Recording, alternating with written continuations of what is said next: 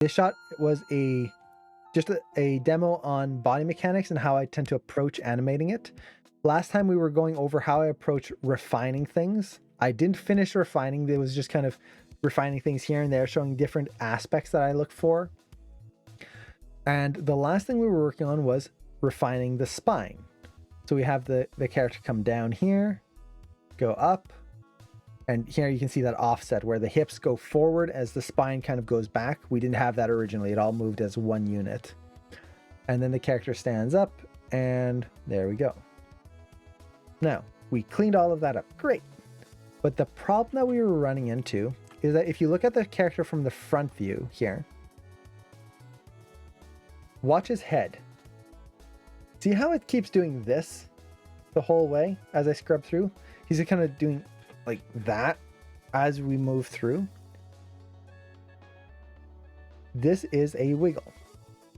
Normally we don't want that. I would want the character to shift his weight on one side, push off, shift his weight, and then end the shot, not kind of do that. Well, we were trying to polish it up last time and it wasn't working. We went through and we polished the hips, got those curves nice and clean. We then polished the spine, got those curves nice and clean. And in that area that we were getting the wiggle, we were going in frame by frame, trying to clean it up. And it still didn't get rid of it. So, what do we do? This is a very common thing that a lot of animators run into. We're animating a shot and we get these wiggles. Usually you'll see these in the arms, especially if you're animating FK arms. You might get a wiggle in the arm. You often see it in the spine if you're animating in an FK spine and doing a lot of side to side motion. It is annoying. It is frustrating because as we did it in the demo last time, we spent a lot of time we spent a lot of time trying to polish that up and we got nowhere. It didn't fix the issue.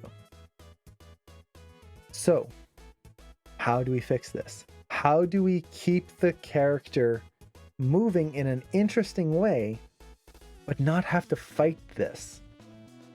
Well, first, let's actually go over what is the cause of this, because this is something very important. We need to know why this is happening in the first place. So let me go back to our scene over here, and I'm going to bring back in the Jules rig. So here we have our rig. Now every rig is a little different, so every solution is going to be a little different. But in this case, we have the Jules rig. He has a cog, center of gravity control, which is usually the main hip control that we will use to move the character. We've got an FK spine, which moves in a very natural way, which is very good. It gives us that natural human motion. We've got an FK hip, which moves the character independently, just at the hips.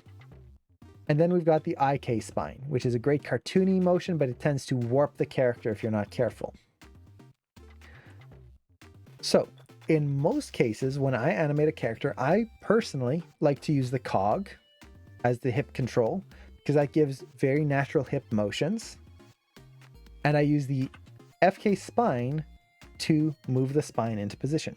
That's really good because it gives you these nice natural poses in the body. The problem, though, is that depending on the shot and the complexity, you can start to get wiggles. And the wiggles happen because you are literally counter animating two controls. So what counter animation is I rotate one control, in this case, screen left, and then I have to take the other controls and move them screen right to keep the character in balance. If I move the hips back the other way, I have to move the spine back the other way. So any motion I do in the hips affects the spine, and this leads to counter animation, which can lead to wiggling and really frustrating polish bits. Is the same with an FK arm. Because I'm controlling this shoulder, which then goes down to the wrist here, I can very easily start getting wiggles in the wrist because the shoulder is getting something strange in there. And then you also get the gimbal lock in the shoulders, which is also another whole topic. So how do we avoid this? Well, if you're just starting a shot, you want to be very clear on how you choose to animate. You don't have to use the cog. I could use the hip control, which you can see is independent from the rest of the spine, and then I could pose out the spine here. Now I can get my posing done, but I am not interfering. If I have to adjust the hips, I'm not counter animating the chest. That can work really well. The problem with this, to me, is that it's very hard to exaggerate certain poses because you also do have to use the cog if you want to tilt the character in any extreme way. Especially, for example, a character is going to, like we saw in the previous shot, dive down and do like the worm where they like land on their chest, or like let's say do a push-up. If I tried to do that just with the hip control and let's say move the hips like that, I have to use the spine in this very weird way where the lower spine has to be animated separately from the other spine controls. And that can get very tricky. Is it impossible? No, not at all. You just have to change your thinking a little bit. You could also use the cog to get the main rotation in there and then just get the subtle small rotations in the rest of the body. So it's extra layers that you have to think about. Is it bad? Not at all. Just it's a different workflow. Now you could use the IK controls, but once again, IK is very tricky, especially if you're starting out, because they can squash and stretch and you get this weirdness in there. So if you catch this early on, you can change how you're animating this, which is really good. Cadriano, I'll get to that question in just a little bit here. So we have all of these different controls. So let's be very clear here on what our goals are. Our goals for the shot, not this one, is we want to polish it. We want to clean up that neck. We want to work in a non-destructive way. We've already got all of this animation. I don't want to delete it all and have to reanimate the spine in IK or reanimate the spine with the hip control versus the cog and get rid of all the spine animation I've done. I'm in the polish phase right now. I don't want to reblock everything if I can avoid it. We also want a solution that works quickly, ideally, something that we're not going to be spending a week to fix this one little wiggle in the spine on. Something that we can get to and finish in a few hours if possible. So we've got a few different solutions we can approach. We can ignore it. That's solution number one. We don't have to fix it. And this is very, very important because honestly, if the shot looks good from the camera view, no one's ever gonna notice. If I don't see any wiggling here, that's fine. As long as it doesn't interfere with the cloth simulation, if I'm working on a project with that, or hair simulation or anything else, lighting, rendering, I'm done. Job complete. The audience is never going to see the front view. The audience is never going to see my graph editor. If these two things don't look perfect, who cares? So as long as I clean it up well enough that the shot looks good, I'm done. So, yay. But let's say maybe this shot is going to rotate around. I need to fix this from a different view.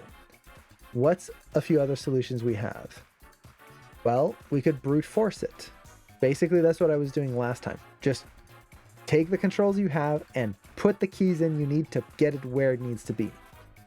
Honestly, if you have the wiggle is over 1 or 2 frames, brute forcing it is easy. You just get those 2 frames exactly where you want and you're done. Move on. It can be tedious, but it's not the end of the world. And it doesn't solve the underlying problem, but again, the audience will never see it. Now, not really ideal for longer sequences, or if you have to brute force an entire section, because now you're animating on ones, and if you have a change, it can be really tedious and annoying. So, not something I want to do if I can avoid it. Now, we could, like I said, animate the FK hip instead of the cog, but that means having to redo a bunch of the animation. If I'd caught this earlier, that would be no problem. If I caught this in my blocking phase, yeah, switch out a few poses, done. At this point, I'm going to have to redo a bunch of spine animation. And we have the IK controls. Well, once again, same thing with the FK hip. We would have to reanimate things. Or do we? Do we have to reanimate the IK controls? Not really. All the animation is already in there. We just have to know how to use it. And that's going to be the way I'm going to use here to polish this shot. Is I'm going to use my IK controls in a non-destructive way to get all of my animation in place super quickly and polished up. So that's going to be the demo for today. Now, quick question here. Is there a reason not to have arms in world mode? Honestly, the mode you have the rotation in is whatever you prefer. So if you prefer world mode or object mode or gimbal mode, whatever rotations you have, it doesn't really matter in the end. Depending on how you rotate, in any modes, you're going to get gimbal lock. So you just have to be very careful how you rotate them. More than anything, I typically switch from worlds to object mode. So how do we get this spine polished up? Well, the key here is that if you look at the IK controls, they have no animation on them, but they are still moving and going through space. We are seeing them move and follow the character. So what I want to do is I want to capture that motion that is already in the IK controls and then transfer all of my spine animation onto those. So let's do that. The way you capture the animation here is I'm going to create a couple of locators. So I'm going to go to create locator and we'll have one here. Let's make it the second one. Boop. Right there. Now we are going to constrain the locators to the IK controls. We want to capture the motion that is currently on the IK controls there. So I'm going to take the IK control, then the locator, go to constrain parent, and I'm going to make sure maintain offset is turned off. What that's going to do is going to snap the locator to the IK control. There we go. Now, same thing with the lower IK control. Do that. The IK controls are following the the locators are following the IK controls. Done. Now, I'm going to take these locators and I want to unconstrain them, but save the animation. The way you do this is by baking your keys. So baking in animation is basically taking some movement that is generated through a constraint or through an expression, basically through math, and turning it into keyframe animation, actual keys. So these two locators are constrained, they are moving, but because of a constraint. So I'm going to take them and I'm going to bake them. And in this case, I'm just going to make sure Smart Bake is turned on and Increased Fidelity is turned on. This basically doesn't put too many keys in there, just where it needs it. And I'm going to hit Bake. And what Maya's going to do is going to go through all of the animation, basically look at the locators, and put a key across the shot, and then delete the constraint. So if you look here, the locators are blue, that means they're constrained, and now they're red, which means they are keyed. I can move my character around now, and they are still in their position, following along. So we've got that. So we've copied our IK motion onto these locators. Now, that means we've got it saved. What we want to do now is we want to turn off the existing spine animation because we don't want to use those anymore. We're going to use the IK controls. So to turn off the existing spine animation, all we need to do without deleting anything and without losing what we've already created is I'm going to take my cog and my spine controls here, go to my animation layers section, and I'm going to create a new layer with these objects. So that's going to be this last button here. And let's rename this. I'm going to call this spine off. Something simple. And essentially, because these controls are now in a new animation layer, you'll see everything's working on properly right now. What I can do is take this animation layer and I'm going to set it to override mode. That means that it's going to override anything that's happening in other layers. And that turns off the spine. Now, I've got my character moving through here. All the animation is still there. If I turn off this layer, boop, it's right there. But I have all of these controls in a new animation layer that is turning them off. They're overriding anything that's existing. There we go. Now we get this weirdness in here. Great. Now what? Well, now I've already got my spine animation saved on these two locators. So all I need to do is constrain the IK controls to the locators. I'm going to select the hip locator here, then the IK control, constrain parent, do the same thing with the chest, and look at that. There's our motion. All back. But the IK controls now are following the locators. Okay. Well, I don't want to animate the locators. It was cool to save them out like this, but I would personally rather animate the IK controls if I have a choice versus animating locators. So let's bake again. I'm going to take the IK chest and hips, go to edit, keys, bake simulation. And now I'm taking these and putting all of that animation back onto them. So let this go through. It takes a little bit. Almost done. There we go.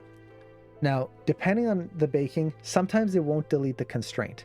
You'll see here that the constraint is actually still turned on, which means that the motion we're seeing here is not actually the keyframe animation, it's actually the locator animation.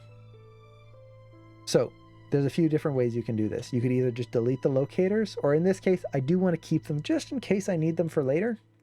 I'm going to delete the blend parent here. Delete selected, that just gets rid of any keys on there, and turn that off. So now let's double check. Off right there, off right there. That makes sure that the constraints are turned off. If I move this now, you can see it doesn't affect the hips. Okay, now actually I can take both of these locators. Let's just delete the visibility and turn them off. We don't need to see them anymore. They're still there, but as a backup. And we've got the character moving, all there, and the IK controls are now animated. Now, what does that give us? Well, IK controls are very easy to polish because you're not dealing with any counter animation, you're just dealing with the one control. So let's say I'm going to take both of these controls, and before I do anything, I'm just going to select all my keys here and set it to auto tangents. I personally like to do that. That way I know Maya is not creating any weird tangents in there. And now I can go in here and look at the hips and polish anything I want in there. So let's actually go over here. Let's say I want to polish the hips here, polish this arc.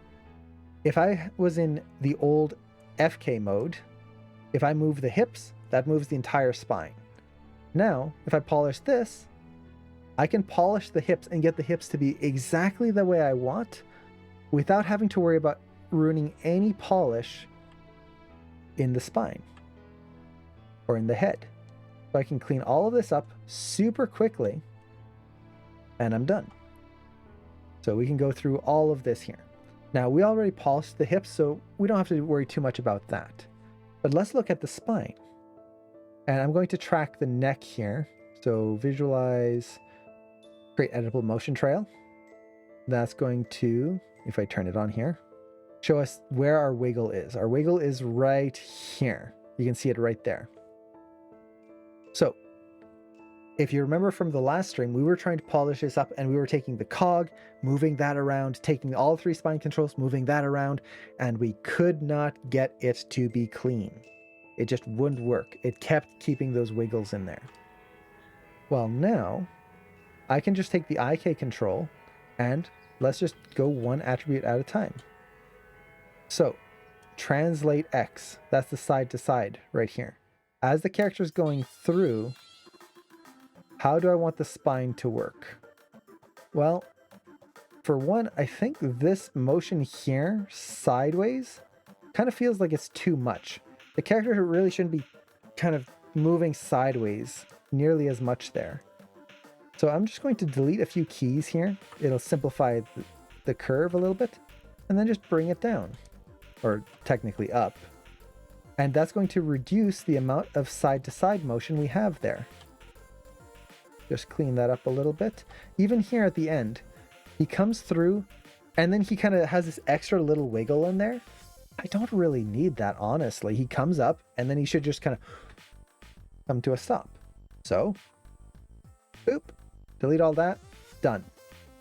I can maybe move this key into the middle here. Nice and clean and polished. Done. And that's just literally moving the character side to side like that. Now, translate Y, the up and down. Well, we're getting a little bit of a flatness here. Maybe I'll push this a little bit. And the nice thing is because it's IK, you can push this quite a bit and you get this squash and stretch in the character. I don't want to go so far that I lose the reality of what I had, because I have this nice physical motion that I got from the FK spine. But by pushing this, I can create this, I don't want to say a disconnect, but this offset between the hips and the chest that will make the character feel more fleshy and more dynamic versus just stiff the entire way. Now I can go through here. The biggest rotation that is causing issues is the Y and the Z. You can see that here. Look at the Z axis. I was going up and down, up and down. Let's actually clean that up. So as he comes through, let's just break this down. How should he be rotating? So he comes through, his shoulders are down on this side. And then very quickly, over essentially 2 frames, it's flipping. You can see it in the curve right there. Flip. Do I want that? That seems kind of odd. Let's see if we can tone it down a little bit. Maybe the shoulders are not going to flip quite as much right there. And we can kind of ease that out just a little bit more here. And then the rotate Y, instead of having this big, like, look at that. It's going in one direction and chunk back up. Let's ease that back just a little bit more. So as he comes up, the arm here, yeah, it shouldn't, if that arm here is going forward, he shouldn't be rotating the way he is right here. He should be going the other way. So this whole section here is causing issues. So let's fix it. I'll just kind of delete that section there and then tweak it back. So maybe just a little bit like so. So we can start to polish this up very quickly. And I see there's a pop in the rotate Z right there still, right there. Let's ease that a little bit. As he comes through, it kind of feels weird that there'd be this wiggle here and then here. Let's see, do I want to keep those? So essentially what's happening is he contacts the ground and then his hips get shifted over to the side. We're getting this whoop right there as he lands on the ground. That's good. That's creating a connected feeling in there. But the spine really shouldn't have that much of a hit right in there. So let's actually see if I can just clean this up a little bit. Let the hips react, but let's keep the spine from reacting too much there. So now that cleans that up. We get a little wiggle right here. Do I want that? I might, instead of having a wiggle, let's have it be a little bit of a pause instead, where it slows down, but it doesn't fully reverse. Something like that. Now I'll double check my other curves. Rotate Y feels okay. I'm okay with the little pause there. Translate X. I'm going to look back at this because I noticed that as he's going through here, there's kind of a hit right in here. So I'm going to try and ease that a little bit.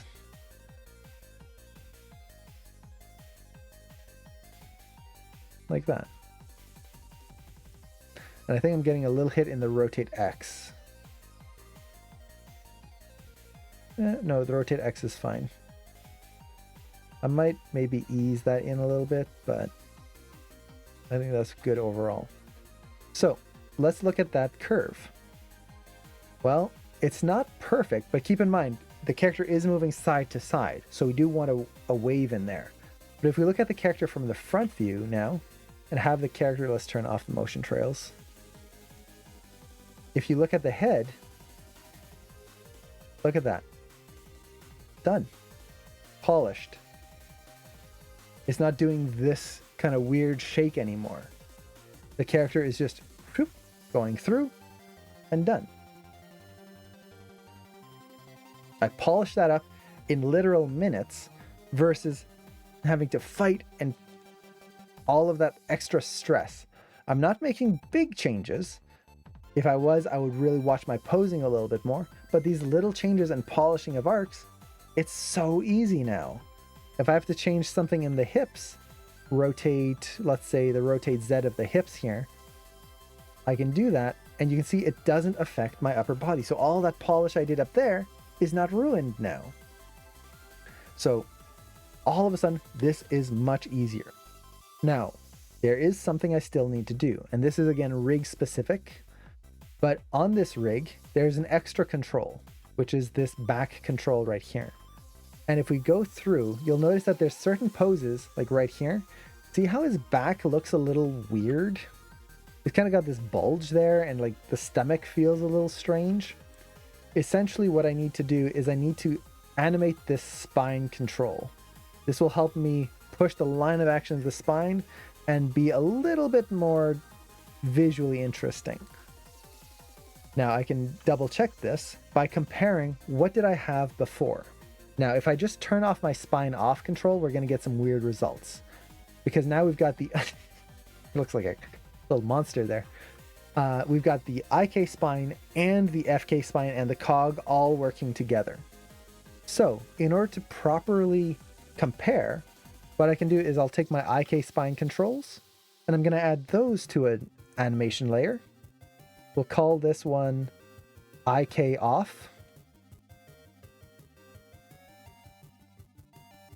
Like that. And I can just set this to override. So layer mode override.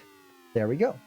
There is our original animation with the cog and the FK controls. So we're non-destructive. If anything went wrong, I can always go back to this version.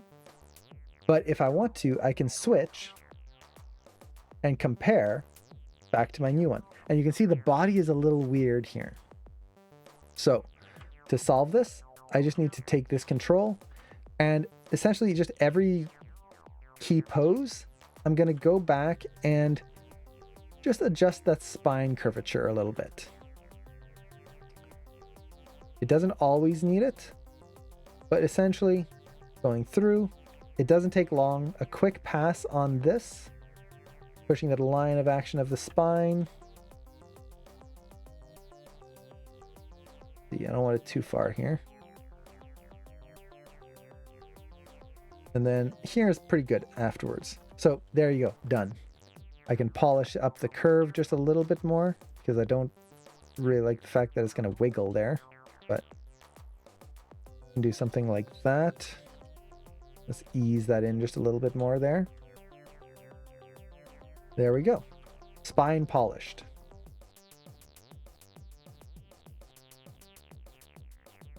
Done. My cleanup is done. That's it. I'm good. So because of this method, you can really speed up your polishing. This is the same thing with FK arms. If you're animating an FK arm and it's wiggling and it's doing something horrible, switch it to IK, and there you go. Especially if your rig has an FK IK snap, you can just copy it over and it's done. If it doesn't, you can take your FK motion, so follow the wrist, constrain the wrist there, constrain a locator to the wrist, bake it out, take your IK hand, constrain it to the locator, bake that out. Now you're going to have all the motion on your IK hand. You'll have to tweak the IK elbow a little bit, but you can easily polish that section up and you're done without having to worry about all the wiggles in the gimbal lock. So, hopefully that helps. Now there's a question here. Instead of baking, can you copy paste the animation curves? No, you can't copy and paste because the animation curves are not one-to-one. So, for example, the cog control here and the IK hip control, if we compare, you'll notice are pretty much identical. These we could probably copy over for the most part.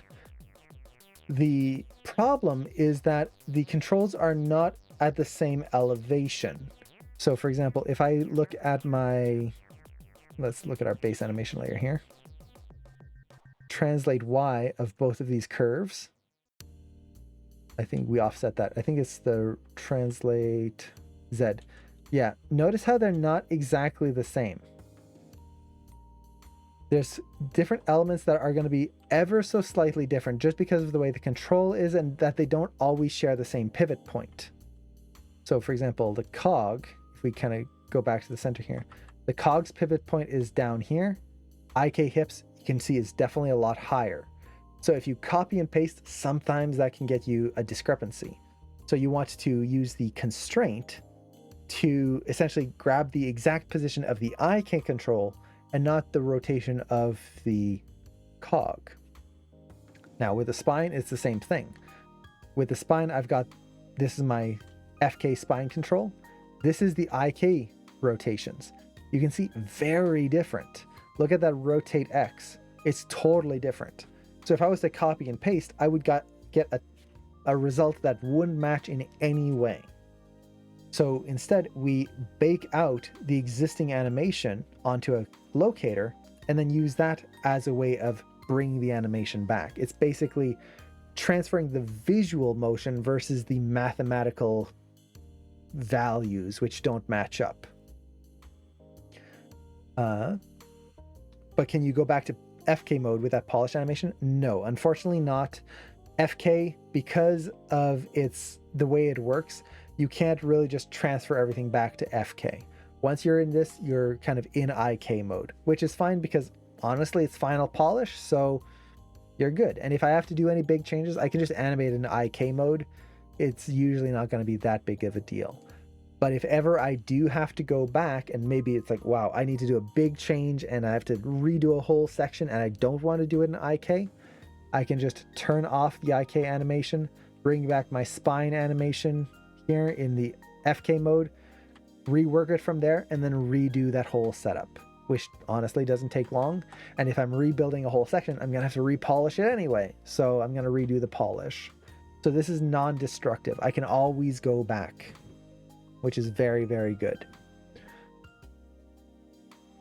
So let's see. In that case, I'm trying to think if there's anything else I need to cover here. I think that's the majority of it. But this is something I've used in quite a few shots, especially if you don't have Animbot or anything like that. If you're working on a project that you don't have a plugin that'll let you do this easily, this is a quick and easy way to get some really high level polish without having to fight Maya. The worst thing that we can do as an animator is have to fight the program where you are just trying to do this simple little thing, just a little polish, and you're fighting the math and the constraints and the controls and all of this stuff. No, I would much rather find a solution that is quick and easy and lets me polish everything up and I'm done versus fighting forever. So hopefully that'll help. And if anyone else has other questions on that, definitely let me know.